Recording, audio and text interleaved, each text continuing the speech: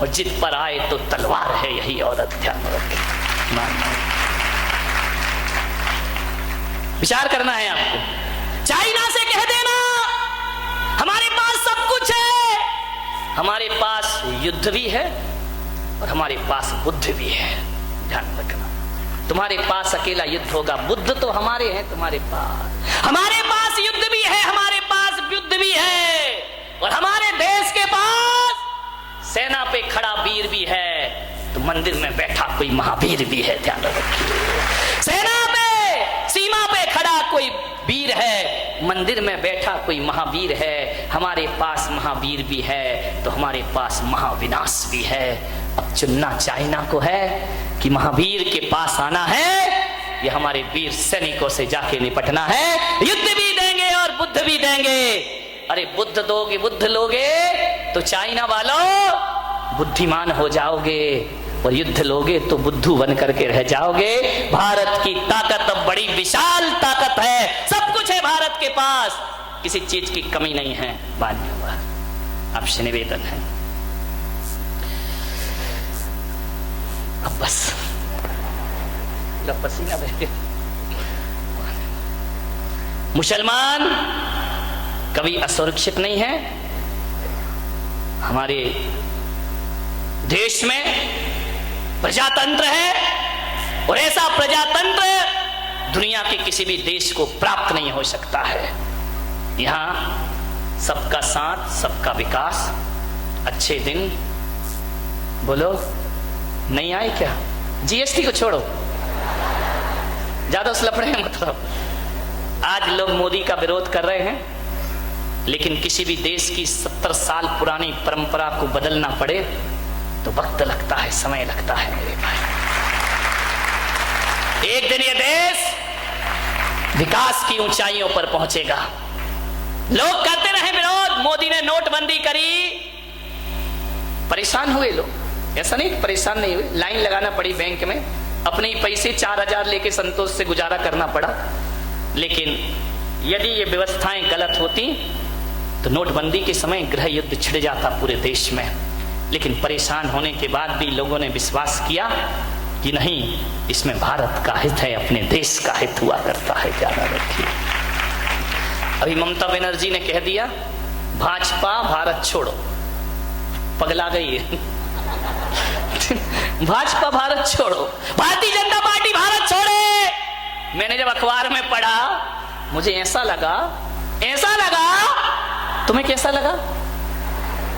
मुझे ऐसा लगा कि कोई सिरफिरे लोग भारत से कह रहे हैं भारत छोड़ो। ध्यान रखिए, मुझे ऐसा लगा कोई सिरफिरे कह रहे हैं भारत से कि भारत छोड़ो। ध्यान रखना, मैं कोई प्रचार नहीं कर रहा हूं। आप सोचोगे मैं बीजेपी का आदमी हूं, मैं कोई प्रचार नहीं कर रहा हूं। लेकिन जितने भी दल और जितनी भी पार्टियां इस देश में हैं, केवल भाजपा है जिसके आगे भारतीय शब्द लगता है, बाकी कहीं भी भारतीय शब्द दिखाई नहीं। मैं कोई प्रचार नहीं कर रहा हूं। अपन तो निर्दलीय लोग हैं। अपना क्या है? हमारे भगवान महावीर स्वामी जब बैठते हैं, गणेश जब बैठते हैं, सरस्वती जब बैठती है, कमल के फूल पे ही तो बैठते हैं ना। समूसरण में कमल का फूल होता, उस पे भगवान बैठा करते हैं। जब हम बैठते हैं तो बीजेपी के हो जाते हैं, और जब कोई प्रणाम करता है तो कांग्रेसी हो जाते हैं। ध्यान, आशीर्वाद कांग्रेस का पंजा। जब कोई नमस्कार करे तो कांग्रेसी हो जाते हैं। जब जुलूस में हाथी आगे चले तो मायावती आ जाती है। लाइट चली जाए तो लालटेन जल जाती है, और पेट्रोल के भाव बढ़ जाए तो मुलायम की साइकिल आ जाती है। अपन तो सर्वदलीय बैठक वाले हैं। ये भारत है, ये भारत नहीं, ये प्रति भारत है। ये प्रति भारत नहीं, ये महाभारत है। ध्यान रखिए, इसके जैसा महाभारत आज कन्हैया आए तो महाभारत तो होगी, ध्यान रखना। मान्यवर आपसे निवेदन है, बड़ी विनम्रता के साथ आपसे कह रहा हूं, अपने देश के प्रति गर्व करना सीखें। जो लोग अपनी भाषा, अपने वतन, अपने रहन सहन और अपनी सभ्यता पे गर्व नहीं करते, उस देश को गुलाम होने में फिर ज्यादा देर नहीं लगा करती है। ध्यान रखिए, आज हम आजादी की सांस ले रहे हैं तो हमें कभी हमारे पूर्वजों को इस देश पे बड़ा गर्व था। अभी एक हामिद अंसारी जी बोल गए कि हमारे देश में मुसलमान सुरक्षित नहीं है। क्या समझा है? 10 साल बड़े सुरक्षित रहे भाई, खूब मलाई खाई, तब नहीं कहा कि उपराष्ट्रपति असुरक्षित है, तब बड़े सुरक्षित रहे आप। जाते जाते ऐसा जहर उगल गए, जो बात असुरक्षा की पहले उठी थी उसे शांत कर दिया गया था, फिर वही मुद्दा जिंदा कर गए। नेताओं की समझ में नहीं आता इनकी जात क्या होती है, विचार करिए, सोचना है। मैं कहता हूं हमारा देश मुसलमानों से कभी नफरत नहीं करता है। यदि मुसलमानों से नफरत करता तो ध्यान रखिए तिरंगा नहीं होता, लाल किले पर भगवा फहरा रहा होता। ध्यान रखिए, यदि नफरत करता ये देश मुसलमानों से तो ये तिरंगा नहीं होता। एक बात ध्यान रखिए, ये तिरंगे को देखिए, ऊपर भगवा फहर रहा है और बीच में ईसाइयों का सफेद रंग है और नीचे मुसलमानों का हरा रंग है। तो एक आदमी ने पूछा कि जैनियों तुम्हारा क्या है? हिंदुओं का भगवा है, ईसाइयों का सफेद है और मुसलमानों का हरा रंग है, तुम्हारा क्या है? मैंने कहा इसमें जो चक्र है ना उसमें 24 आरे हैं, वो जैनों के 24 तीर्थंकर हुआ करते हैं। ये हमारे देश का झंडा है, ध्यान रखिए, यान बान और शान है। पंजाबियों से कहा तुम्हारा क्या है? बोले डंडा क्या तुम्हारे बाप का है? डंडा पंजाबियों का है, ध्यान रखिए, तब तो झंडा बनेगा। धन्यवाद, सबका उसमें सबका। यदि ये देश मुसलमानों से नफरत करता तो हरा रंग कभी इस झंडे पर लहराता हुआ दिखाई नहीं देता। ये देश तो सबसे प्यार करता है।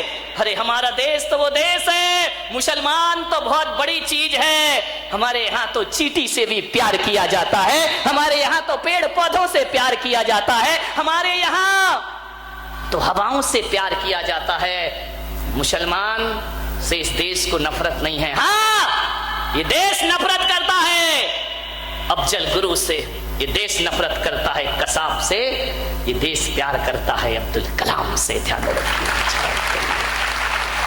अब्दुल कलाम से प्यार करता है ये देश।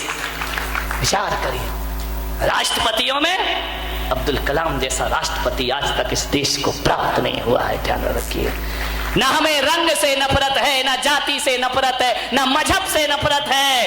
ये देश तो सम्मान करता है राष्ट्रभक्तों का, और राष्ट्रद्रोही यदि हिंदू भी हुआ तो देश उससे भी नफरत किया करता है। मान्यवर, ऐसा हमारा देश।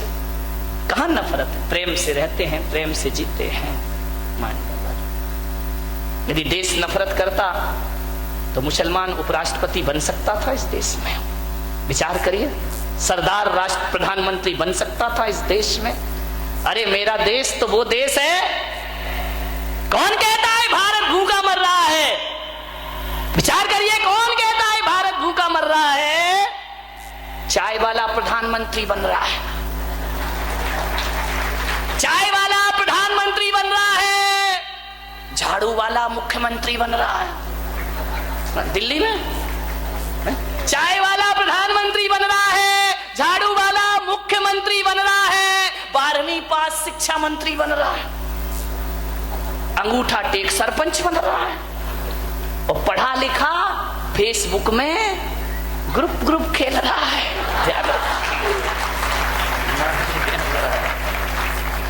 विचार करना है, कौन कह रहा देश भूखा मर रहा है? कितनी तरक्की कर रहा है हमारा देश। विचार करिए आप, एक कुत्ता भारत आ गया विदेश का, एक कुत्ता विदेश का भारत आ गया, भारतीय कुत्ते इकट्ठे हुए, बोले क्यों रे, तेरे देश में क्या कमी थी जो यहां आ गया है? बोले नहीं, कमी तो कुछ नहीं थी, खाना भी बहुत अच्छा, खान पान अच्छा, रहना अच्छा, जीना अच्छा। तो बोले फिर भारत क्यों आया? बोले भारत में भौंकने की जितनी स्वतंत्रता है वो दुनिया के किसी भी देश के पास नहीं है। ध्यान रखना, यहाँ भौंकते रहते हैं लोग। ऊंची कुर्सी पे जाके भी भौंकते ही रहते, करें क्या देश को? विचार करिए, सोचना है आपको। मानने पर चाइना ध्यान से सुन ले, हमारे पास सब कुछ है, ये मत समझना कि तोप तमंचे नहीं, बहुत है हमारे यहाँ, तोप तमंचों की जरूरत नहीं। हमारे यहाँ की तो महिलाएं इतनी तेज हैं, क्या जरूरत है तोप तमंचे की? ये मत सोचना कि बारामती की महिलाएं चूल्हा फूंकना जानती हैं। इनको सीमा पे भेज दो तो पाकिस्तान चाइना को भी फूंक देंगे, ध्यान रखना। ये नहीं, ये ऐसे कोई कमी नहीं है, ये चूड़ियां ही नहीं पहनती हैं। चाइना से इतना ही कह दो कि 62 के दिन तुम हमें याद मत दिलाओ, अब आओगे तो हमारी देश की महिलाएं चूड़ियां भी पहनाएंगी और घाघरा भी पहनाएंगी, ध्यान रखिए। भारत, ध्यान रखना, और किसी को माता नहीं कहा। कभी सुना तुमने अमेरिका माता? जमता है क्या?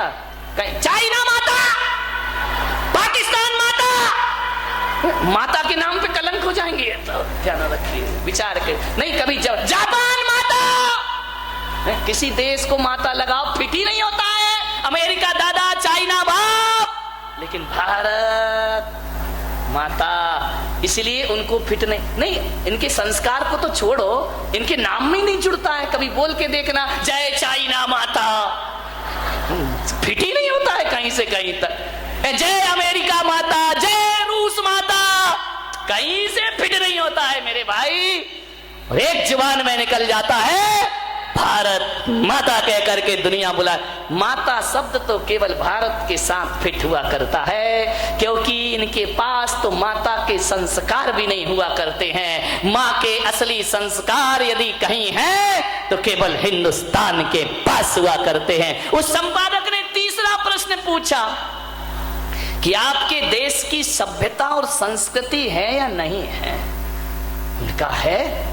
तो बोले जब आपके देश में सभ्यता, संस्कृति, मर्यादा है तो जरा ये बताओ कि जापान, लंदन से बने कपड़ों के लिए तुम्हारे देश के युवा युवती क्यों तड़पते हैं उन्हें पहनने के लिए? आपको तो हिंदुस्तानी वस्त्र पहनना चाहिए, आपको तो भारत के वस्त्र पहनना चाहिए, मर्यादा के वस्त्र पहनना चाहिए। ये 3 प्रश्न हैं, देश का नाम, देश की भाषा और देश की संस्कृति। 70 साल से इन प्रश्नों का कोई उत्तर नहीं मिला, ध्यान रखिए। क्यों हम विदेशी वस्त्रों की तरफ भागते हैं? विचार करिए आपसे निवेदन है। इंदिरा नूई कोका कोला और पेप्सी की मालिक है। वो जब अमेरिका गई इंटरव्यू देने के लिए, उन्हें बुलाया गया, तो जब उन्होंने इंटरव्यू दिया तो उनसे पूछा गया, इस साड़ी पहनकर आप आई हैं, क्या ये इसमें आप यहाँ पे सर्विस करेंगी? उसने कहा अमेरिका से, क्यों, इसमें क्या दिक्कत है आपको? बोले साड़ी में, इस ड्रेस में, ये ड्रेस कोड है आपका। उन्होंने कहा ये ड्रेस कोड नहीं है, ये मेरी भारत की शान है, आन है और बान है, ध्यान रखिए।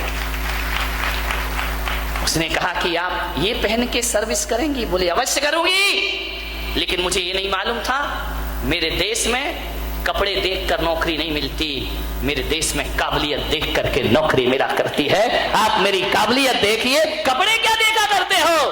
विचार करिए। आज भी उनका ऑफिस अमेरिका में है और आज भी उस इंदिरा नूई ने एक संकल्प कर रखा है कि मेरे ऑफिस में प्रवेश करने से पहले जूते चप्पल आपको बाहर उतारना पड़ेंगे, अंदर उतारने की इजाजत नहीं मिलेगी। आज भी साड़ी पहना करती है, साड़ी एक मर्यादा हुआ करती है, ध्यान। स्वामी विवेकानंद विदेश गए, लोगों ने कहा, ए जेंटलमैन, ये क्या पहने हो भगवा, ये कोई ड्रेस है तुम्हारी, ये तुम्हारा स्टेटस है, ये अमेरिका है। स्वामी विवेकानंद ने कहा, मुझे आज समझ में आया कि अमेरिका का स्टैंडर्ड, अमेरिका का स्टेटस 2 कौड़ी का दर्जी बनाता है, हमारे यहाँ तो चारित्र स्टेटस बनाता है, हमारे यहाँ तो व्यवहार और आचरण से जीवन का स्टैंडर्ड बनता है, 2 कौड़ी का दर्जी बनाएगा, ध्यान रखिए। एक बार क्या हुआ, स्वामी विवेकानंद अमेरिका पहुंचे, बहुत बड़े संत हुए हिंदू परंपरा में। जैसे ही वह पहुंचे अमेरिका तो किसी ने उन पे व्यंग्य किया कि भारत कितना पिछड़ा है, भारत कितना पिछड़ा है। आज भी भारत की महिलाएं आदमी के पीछे पीछे चला करते हैं। शादी होती है तो दूल्हा आगे दुल्हन पीछे होती, बस उसी समय, बाकी तो फिर तुम ही पीछे पड़े रहते। विचार करिए। बोले हमारे भारत, हमारे अमेरिका में देखो कितनी स्वतंत्रता है। यहां पति पत्नी आगे पीछे नहीं चलते गाय बैल की तरह। हमारे यहाँ तो हाथों में हाथ डाल करके चला करते हैं, हमारे यहाँ तो हाथ पकड़ के चला करते हैं। और तुम्हारा भारत इतना पिछड़ा है कि पत्नी अभी भी जानवर की तरह पीछे पीछे चलती है। स्वामी विवेकानंद ने कहा कि तुम क्या जानो मेरे भारत की कीमत, तुम क्या जानो मेरे भारत के सिद्धांत। हमारे यहाँ जिस स्त्री से शादी हो जाती है 7 जन्मों की कसमें खा ली जाती हैं कि 7 जन्म हम पति पत्नी रहेंगे, हम 7 जन्म के रिश्ते बनाते हैं। और तुम्हारे यहाँ तो ये हालात है, सुबह का पापा कोई और शाम का पापा कोई। आए दिन जूते चप्पलों की तरह जहां पति बदले जाते हैं, हम तुम्हारे यहाँ तो जूते चप्पल जैसे बदल लेते। बच्चे को नहीं मालूम, अमेरिका में पूछ लो बेटा तुम्हारे पापा का नाम क्या है, वो कहता है 2 मिनट रुको जरा गूगल में सर्च करके बताता हूं। ध्यान रखिए, ये अमेरिका के हाल है, विदेशों के पता ही नहीं है उनको कौन बाप कौन माँ। बोले तुम्हारे यहाँ की नारी को ये डर रहता है कि मुझे छोड़ के वहां नहीं चला जाए, इसलिए हाथ पकड़ के चलती है। और मेरे देश की नारी को विश्वास हुआ करता है कि 1 जन्म नहीं 7 जन्म भी है कहीं और नहीं, इसलिए वो पीछे पीछे चला करती है। ध्यान रखिए, ये भारत हिंदुस्तान की गाथाएं हैं मेरे भाई। लाल बहादुर शास्त्री जब पाकिस्तान गए, क्या जज्बे रहे इन लोगों के। आप जानते हैं उनकी हाइट बहुत नीची थी, छोटे से थे, लेकिन ऐसा प्रधानमंत्री लाल बहादुर शास्त्री के वास हिंदुस्तान को आज तक प्राप्त नहीं हुआ। ध्यान रखना, जो जब प्रधानमंत्री रहे देश के, वो जब देश से विदा होते हैं तो कर्जदार होकर के दुनिया से जाते हैं। मान्यवर, अमेरिका और भारत में इतना ही अंतर है कि अमेरिका में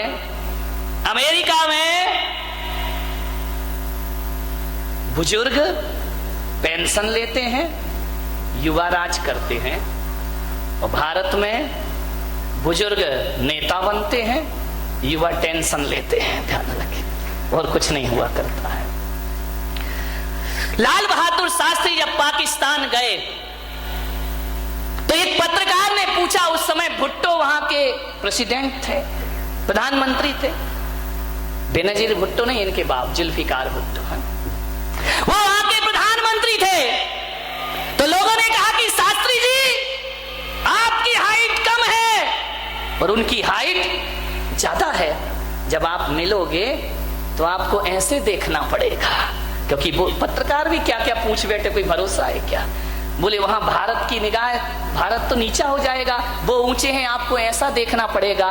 भारत का प्रधानमंत्री कहता है, पत्रकार महोदय बिल्कुल सच कहा है, वो उनकी हाइट ज्यादा है, मेरी हाइट कम है, लेकिन मैं जब भी देखूंगा नजरें उठा के देखूंगा, वो जब भी देखेगा नजरें झुका के देखेगा। ये भारत की शान है। भारत जब भी देखेगा नजर उठा के बात करेगा, और पाकिस्तान जब भी देखेगा नजरें झुका के बात। क्या जज्बे रहे इन लोगों के, कैसा इनके अंदर राष्ट्रभक्ति और देशभक्ति के प्रति जज्बात भरे रहे इनके अंदर। मान्यवर, सोचना है आपको, निवेदन है आपसे। मैं बीमार हूं, अब तो बंद कराओ भाई। और बोलूं? हाँ बोलो, क्या बात है। तो आज ही लेके जाओगे तुम बंदूक पाकिस्तान पे? विचार सोचना। मान्यवर, भारतीय संस्कृति का दुनिया में कोई भी मुकाबला नहीं हो सकता है। अमेरिका ने कहा कि भारत कहां पहुंचा, हम कहा भारत कहां पहुंचा, जहां तुम नहीं पहुंचे वहां भारत पहुंचा। बोले क्या मतलब, हम मंगल पे पहुंच गए, हम चांद पे पहुंच गए, भारत कहां पहुंचा, भारत तो बड़ा पिछड़ा हुआ देश है। मैंने कहा तुम मंगल में चले जाओ, रूस मंगल में चला जाए, अमेरिका चांद पे चला जाए, लेकिन मेरा भारत जहां पहुंचा है वहां दुनिया के कोई देश नहीं पहुंच सकते हैं। तुमने चांद तारों की यात्रा की है, और मेरा भारत तो वो है जो मोक्ष की यात्रा करता है, वैकुंठ की यात्रा करता है, जिसके सामने चांद तारे बहुत नीचे हो जाते। दुनिया के देश पदार्थ खोजा करते हैं, और मेरा भारत परमात्मा खोजा करता है। यहाँ परमात्मा तलाशे जाते हैं। इंग्लैंड में जितने सिनेमा घर हैं उससे ज्यादा तो हमारे वृंदावन में कृष्ण गोपाल के मंदिर बना करते हैं। मंदिर पग पग, मंदिर डग डग तीर्थ। आज कन्हैया का जन्मदिन है, एक साथ हो गया। आज आजादी का दिन भी है और नारायण कृष्ण का जन्म भी है। आज आजादी सफल हो गई, क्योंकि आज 12 बजे रात को कन्हैया भी आजाद हुए थे जेल से और हमारा देश भी आजाद हुआ था हुकूमतों से। ध्यान रखिए, 12 बजे रात को भाग गए थे कृष्ण जी। एक समय कृष्ण चंद भाग गए आधी रात। एक समय कंस को पछाड़ दिया रण में। जिंदगी को देखिए, एक समय कृष्ण चंद भाग गए आधी रात। आज आधी रात को भागे थे, बहुत बाजे बज रहे थे। मैंने कहा आ गए कन्हैया, ध्यान रखना। एक समय कृष्ण चंद भाग गए आधी रात। एक समय कंस को पछाड़ दिया रण में। एक समय अर्जुन ने महाभारत जीत ली। एक समय कौल भील लूट लिए वन में। एक समय रावण को 10 शीश मिले बर में। एक समय 10 शीश कटे पड़े रण में। और आदमी बेचारे की बात यहाँ कौन करे। यहाँ सूरज की 3 गति होते एक दिन में। जहाँ सूरज की 3 गति होते एक, सुबह का सूरज कुछ होता है, दोपहर का सूरज कुछ होता है, शाम का सूरज कुछ हो जाता है। ध्यान रखिए।